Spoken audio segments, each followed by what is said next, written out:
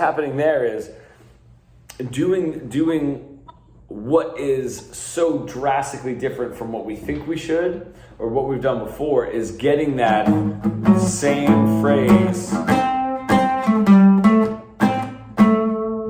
and then we're just repeating that, absolutely note for note, word for word, rhythm for rhythm. And then we're saying like, all right, now once we can really train ourselves to jump in and improvise a phrase and then be able to memorize it and repeat it for the next time that it comes around, then just doing the little changes, right, to make it a little bit more interesting, or at least have a string of a thought, kind of a thought strung together rather than it just being random, starts to get easier. And then that's when it becomes a little bit more interesting, where it's like we have enough repetition where it makes sense, but then we have enough differences where it's not going to get super boring. Now, the other thing about it too is, like you were saying, having two phrases, is if we, now that we're sort of strengthening that part of our brain, if we did have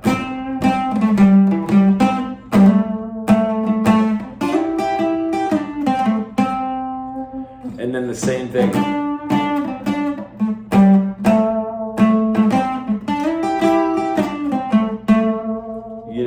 and now we have like an A phrase and a B phrase, and then again another A phrase and a B phrase. Now we're sort of, there's always like this onion of thinking about like improvisation, right? Where it's just like we can't just do 4 of the same phrase the whole time, right? So we do 4 of almost the same phrase and change it a little bit. Now we can go to the next layer and do like one phrase, and then repeat again, or one phrase, like an A phrase, a B phrase, a C phrase, and then back to a B phrase again. You know what I mean? Now we're starting to change stuff, but we're not just going random. And then, some of the things that we were talking about where you might have a part of your solo that's a little bit more that.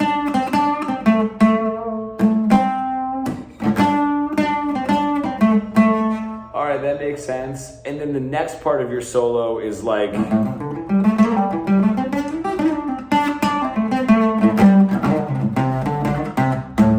right now we're starting to get a little bit more into like chaotic randomness, but because we were doing so many phrases that we're repeating, that can now sort of be our contrast, and that's all we're doing is sort of playing with repetition and then change enough where it's interesting. Repetition, change enough where it's interesting, and some solos are all one or the other. You know what I mean? There's some blues solos, especially some older blues solos that are the same phrase over and over, right?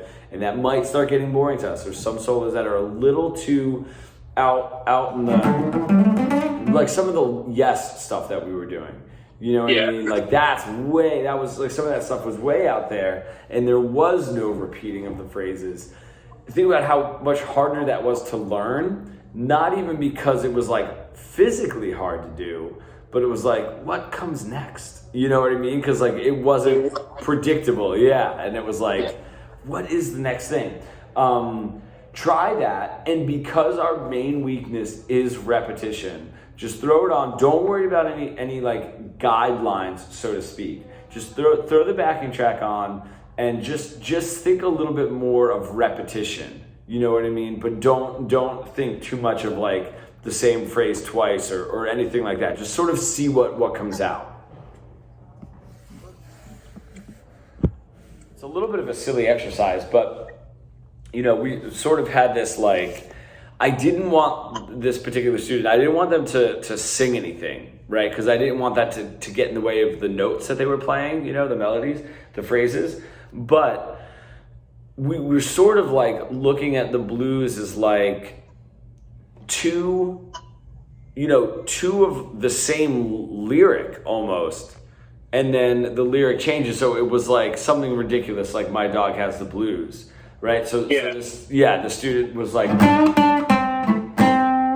and then when it came back around, you know, and then you change it just a little bit,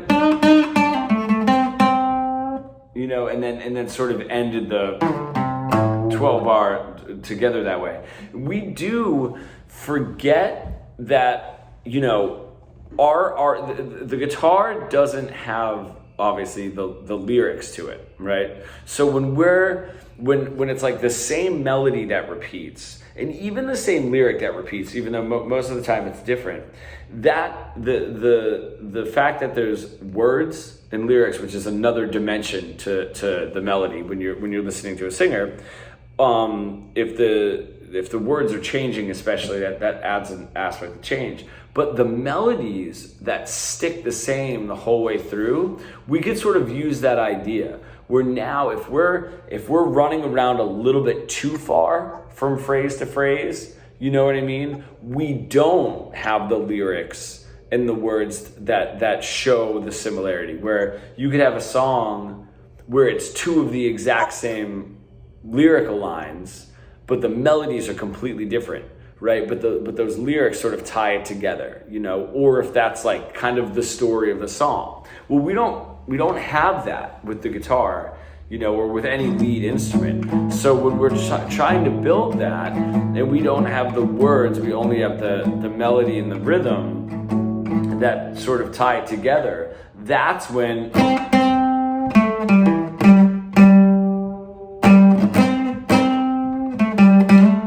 those two similar phrases, they're so easy, but that really shows us that we know what we played and we're sort of adding a little bit of an answer to it, right? Where we can't get as random, you know, because we don't have the similar lyrics to change the melody. I mean, that's why you get like, you know, there's like the R&B singers that like, they sing like all over the place, you know, they do like these huge runs, you know, like Christina Aguilera's, but it's because the melody is somewhat close, but the words are the same, or the words are at least in order, sort of telling a story, you know, so it's not as random where you could sing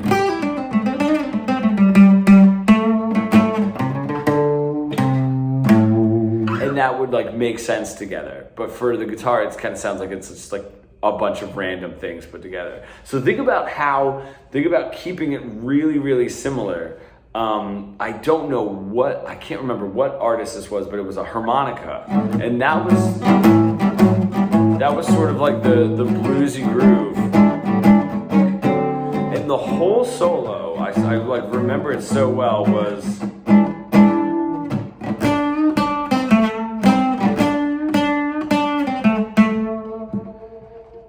and that's like a longer phrase, and then the whole thing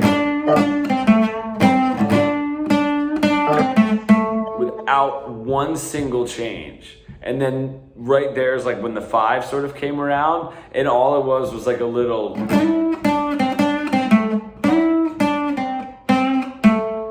right, and it's almost like that would be too simple for us to think. Like we want everything to be like so different to not sound monotonous. But the fact that we're sort of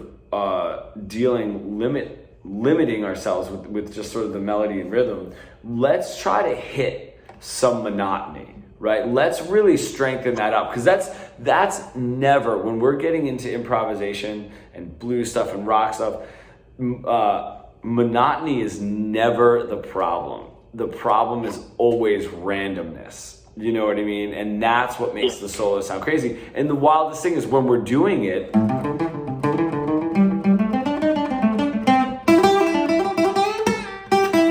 we're like, oh, this doesn't sound right. And we think we need to play faster and more, right? And it's really like slowing down and trying to test that repetition, monotony side of us. So let's do a solo. Let's put the 12 bar back on. Let's do a solo. Let's make it sound repetitive and monotonous. Let's see if we can like get that part of our brain. We're doing like our pentatonics. Sort of always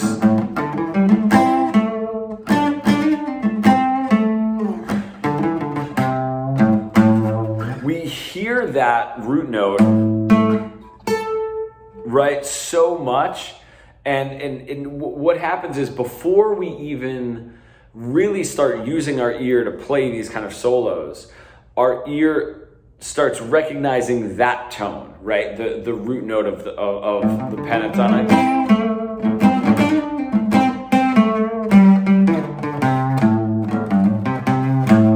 Right? And because the other notes don't have that same home bass feel, we sort of start neglecting those. So let's do a little bit, if you remember, like the tension and resolution thing that we were doing, right? Where if it's just, my favorite way to do it is, I love with the call and response is, I don't even change the last note, right? I just play the call and then play the same exact thing and add the root note at the end. So as long as you're ending on those tension notes, which are always right before or right after, you know, the root notes, just playing one of those one lick that ends on the tension, and then doing the same thing. And not only does that just help get us into a pentatonic bluesy call and response way of setting up the solos, but it also gets us into phrasing that is similar to each other. Because just because we're doing a call and response doesn't mean that the phrases can't still be that similar and draw from each other, right? Once we get down to that, I always kind of tell people when there is a solo that's like,